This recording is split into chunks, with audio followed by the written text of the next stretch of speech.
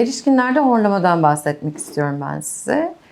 Erişkin grupta horlama yaklaşık olarak toplumun %25'inde görülür. Bu grubun en büyük kısmını erkekler oluşturuyor.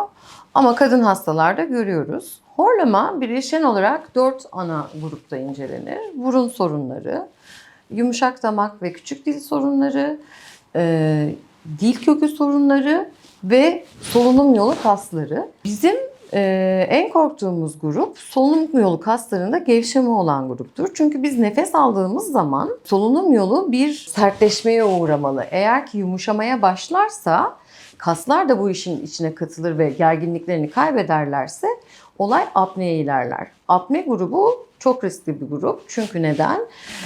Uykuda nefes durması daha çok başka organlara da zarar vermeye başlıyor. Yani kalp, akciğer hastalıkları olan her şeyi daha kötü yapıyor. Dirençli hipertansiyon.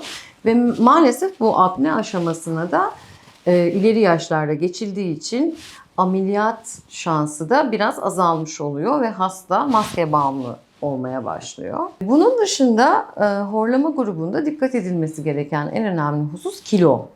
Kilonun kontrol altına alınması gerekiyor. Biz kliniğimizde horlama için birden çok yöntem kullanıyoruz. Ama altın standardımız ilk önce uyku testi yapılması. Çünkü bu bize bir skorlama veriyor. Bu skorlamaya bağlı olarak da burun etleri, kıkırdak eğrilikleri ameliyatları, ek olarak yumuşak damak radyofrekans uygulamaları, uvulopalotoplasti dediğimiz yutak bölgesinin tamamen açılması, bunların hepsini sorunsuzca hallediyoruz. Horlama hastaları hiç unutmasın ki horlama ortadan kaldırılamaz bir şey değildir. Hepinize sağlıklı günler diliyorum.